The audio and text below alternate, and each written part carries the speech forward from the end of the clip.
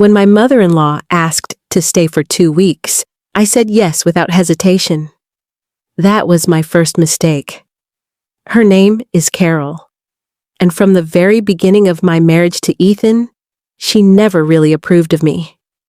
She never said it directly. She didn't need to. Some women don't fight you openly. They smile and slowly pull threads from your life until everything begins to loosen. Ethan and I had been married for 4 years. We weren't perfect, but we were stable. Sunday breakfasts, movie nights, small arguments that ended in laughter. It wasn't dramatic love. It was calm love, and I valued that. We bought our first house together, a modest 2-story home with a small backyard and a white fence I insisted on. It felt like ours, until it didn't. Carol called one afternoon, her voice trembling. "I just need a couple of weeks," she said. "There's water damage in my apartment. They're doing repairs." Ethan looked at me. I nodded. Of course we would help. She was his mother. 2 weeks. That's what she said. 2 weeks? She arrived with 3 large suitcases. 3. "For 2 weeks?" I asked lightly. "Oh, you know me." She smiled.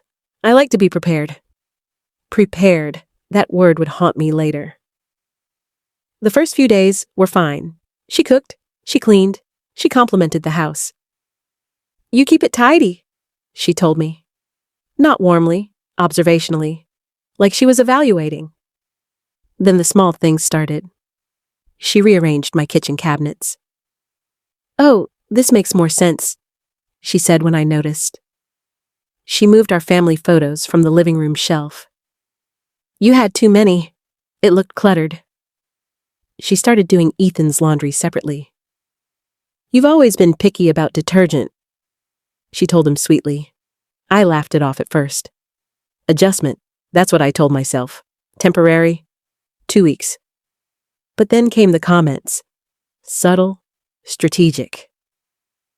"Ethan likes his shirts ironed a certain way," she told me. "I didn't realize you two were still renting before this house," she added at dinner one night. "That must have been stressful for you, Ethan." For him, not us, always him. One evening, I walked into the living room and saw Carol sitting very close to Ethan on the couch.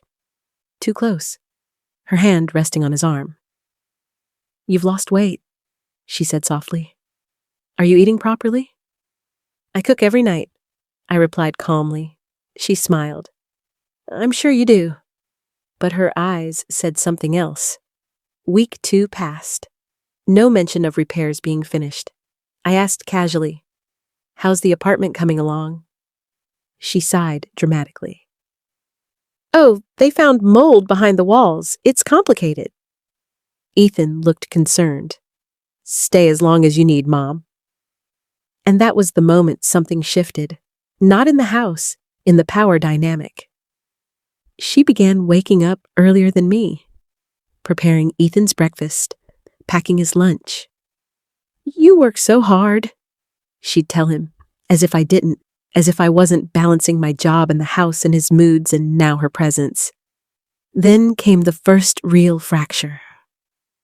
One night, after Ethan went upstairs, Carol sat across from me at the kitchen table. Her smile disappeared. "You know," she said softly, "Ethan has always been very sensitive." "I know," I replied carefully. "He needs someone strong, someone who understands him deeply." "I understand my husband." She tilted her head. "Do you?" The way she said it wasn't a question. It was a challenge. The next morning, Ethan was distant, quiet. "What's wrong?" I asked. "Mom thinks we've been arguing more lately." I blinked. "We haven't."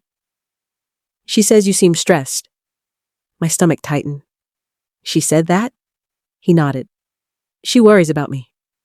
"Of course she does, because she's creating the worry." From that day on, small misunderstandings multiplied. Conversations twisted. Things I said in private somehow reappeared differently later. "Mom said you think I don't help enough around the house." I never said that. Well, that's what she heard. Heard, not said. Heard. Carol began planting seeds. Tiny, almost invisible. Marriage is hard, she told Ethan one afternoon while I passed by the hallway. Sometimes people aren't who we think they are. She didn't know I heard her, or maybe she did. One Sunday, I reached my breaking point.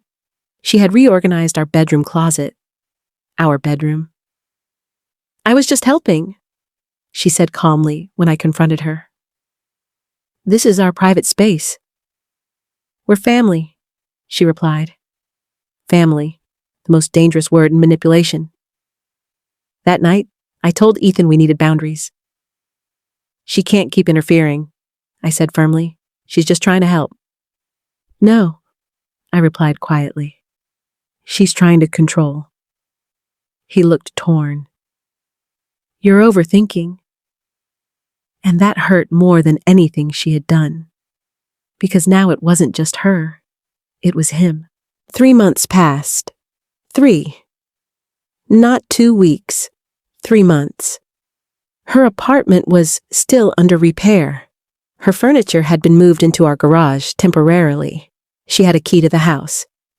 She answered the door before I could. She corrected me in front of guests. She's sensitive, she'd tell people. Always has been.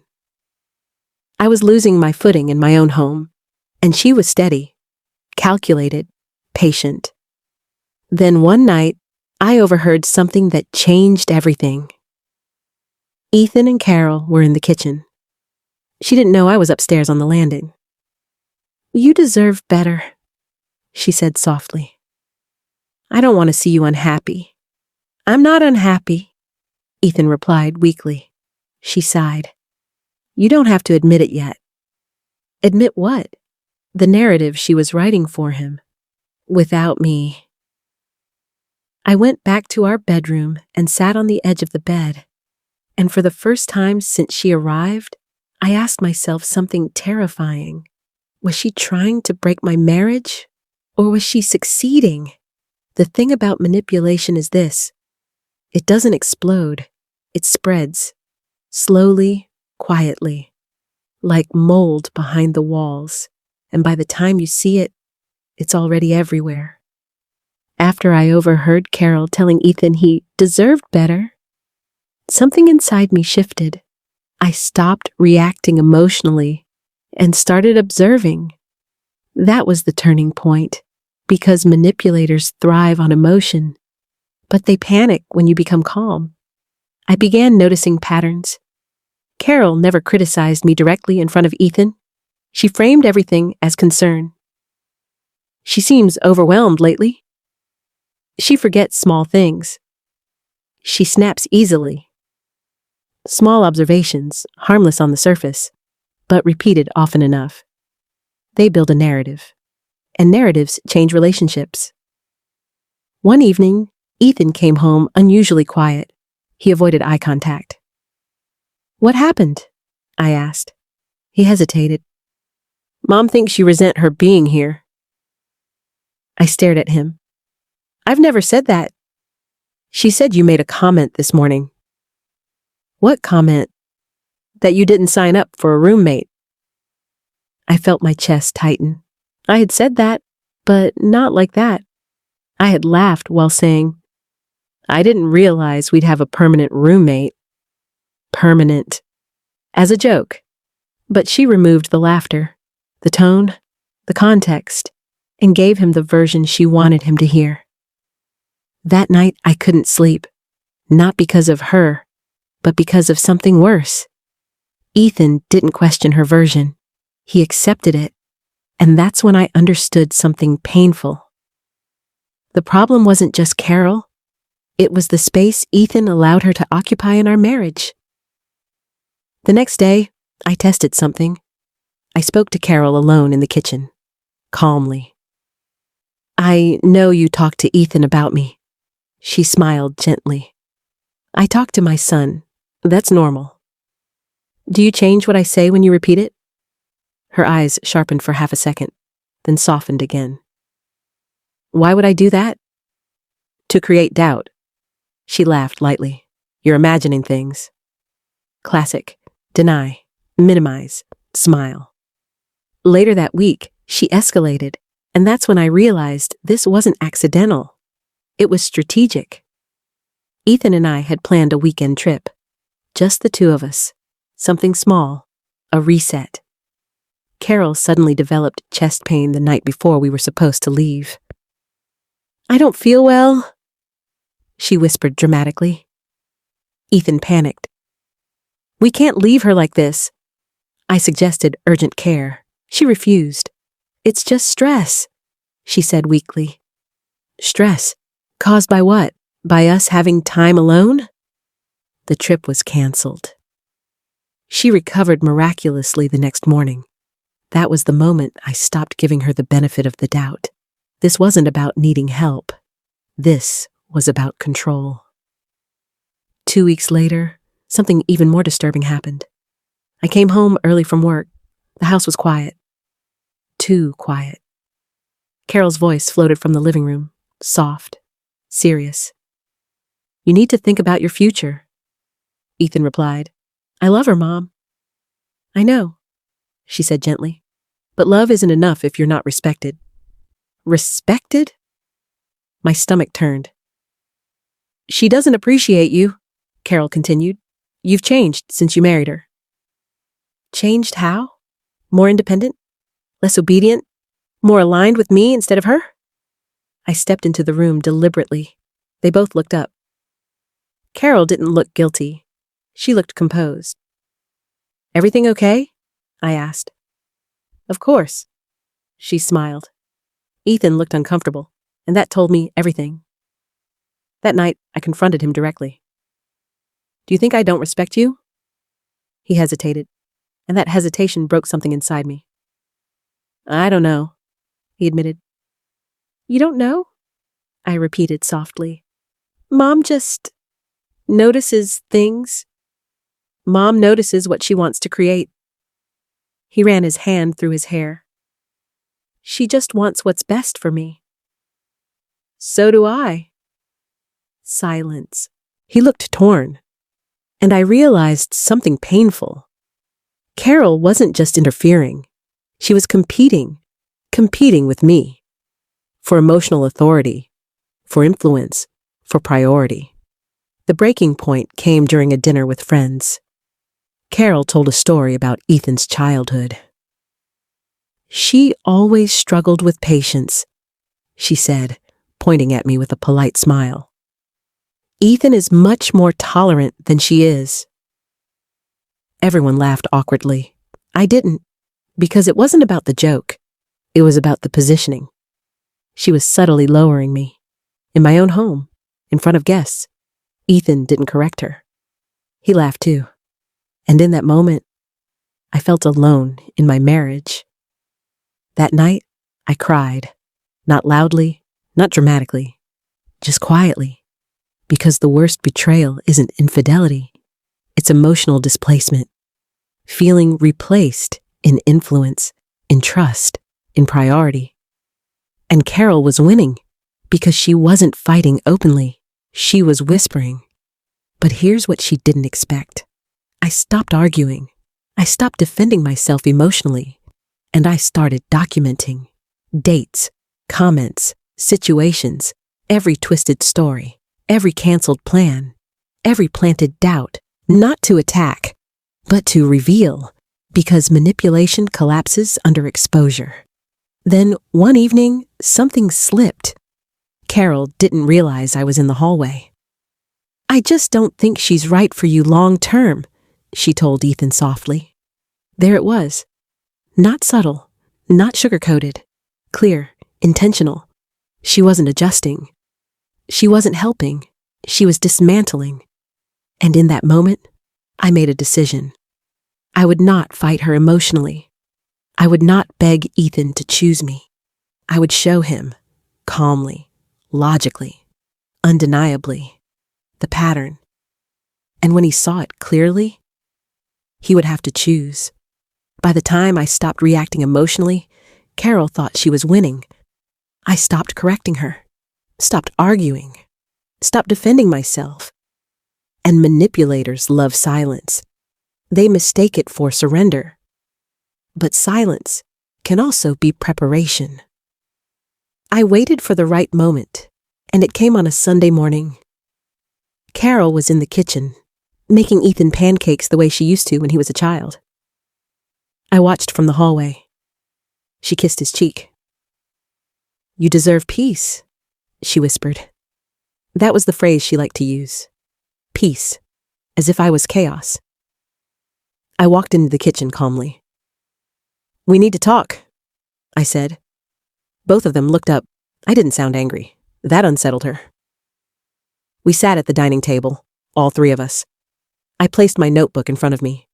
Carol's eyes flickered briefly toward it. "What's this?" Ethan asked. "Clarity," I replied. Then I began. "March 12th. You told Ethan I said I resented you being here. I said I didn't realize we had a permanent roommate, jokingly."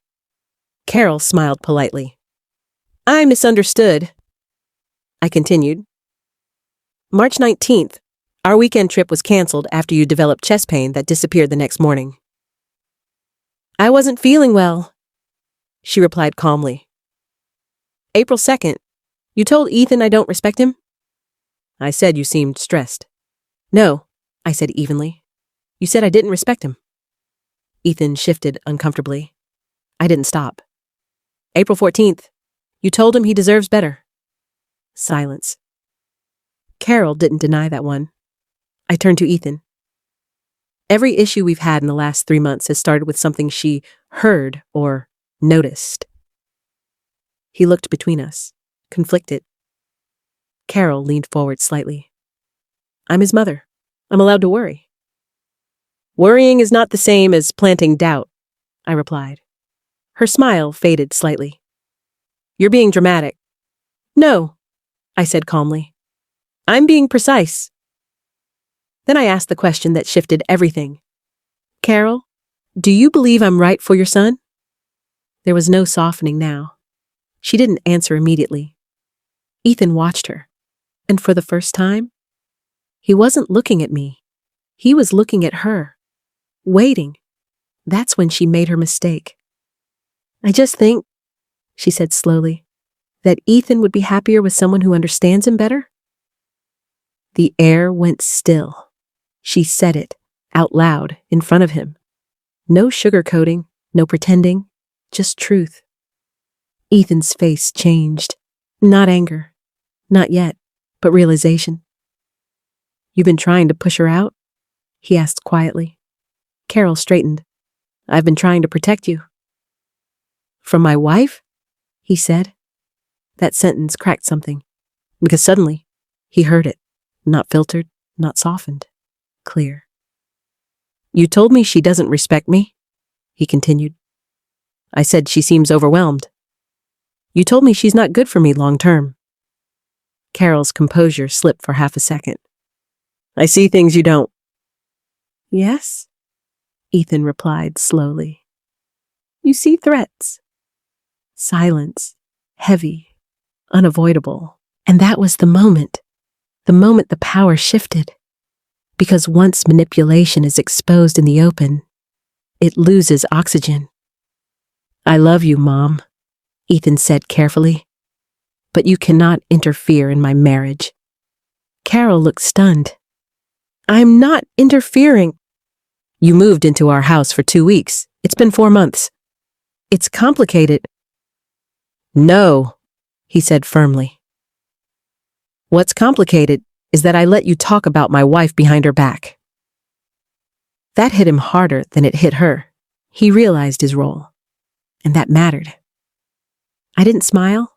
I didn't gloat, because this wasn't about winning. It was about boundaries. "Mom," Ethan continued, "you need to move back to your apartment." Her eyes widened. "They're still doing repairs." "I called the landlord last week," he said quietly. "They finished 2 months ago." The room went silent. She looked at him sharply. "You called?" "Yes." Another crack. "Because lies don't survive investigation?" Carol stood slowly. can't believe this, she whispered. You're choosing her over your own mother? Ethan's voice didn't shake. I'm choosing my wife. That was the line. The defining line. Not aggressive, not dramatic. Clear. She looked at me then, not with warmth, not with guilt, but with something colder, resentment. You've turned him against me, she said. I met her eyes calmly. No, I replied. I stopped letting you turn him against me. She packed that week. No dramatic goodbye, no apology, just stiff politeness. When she left, the house felt different, lighter, but also fragile, because damage had been done. That night, Ethan sat beside me on the couch. I should have seen it sooner, he said quietly. Yes, I agreed. He didn't argue, and that mattered. I let her influence me, he admitted. You did, I said softly. He nodded. I'm sorry. This wasn't a dramatic reconciliation. It wasn't a fairy tale moment. Trust doesn't snap back instantly. It rebuilds slowly. We need boundaries, I said. With everyone? He agreed. No more keys, no unannounced visits, no private conversations about our marriage. Clear, non-negotiable. Months passed. Carol tried subtle guilt messages at first. Families shouldn't be divided. But Ethan didn't engage emotionally anymore. He responded calmly, shortly, respectfully, with distance. And distance is the only language manipulators understand. One evening, sitting on our back porch, Ethan took my hand. I almost lost this, he said quietly. Yes, I replied, but you didn't. Because here's the truth. This wasn't a story about a mother-in-law moving in. It was a story about influence, about boundaries, about whether a husband becomes a son first or a partner. And in the end, he chose partnership. Sometimes the real test of marriage isn't outside temptation. It's inside interference. If someone tries to wedge themselves between you, you don't scream, you don't compete. You expose, you set boundaries, and you let your partner decide where they stand, because you can't force someone to choose you. But you can refuse to stay if they don't. My mother-in-law moved in for 2 weeks. She never left willingly, but she left eventually. And when she did, our marriage finally belonged to us again. If you've ever dealt with an interfering in-law, tell me in the comments. Would you have handled it differently? Where are you listening from? Don't forget to like and subscribe for more powerful emotional life stories every week. There are many more lessons, betrayals, and comebacks ahead. With love and strength, see you in the next story.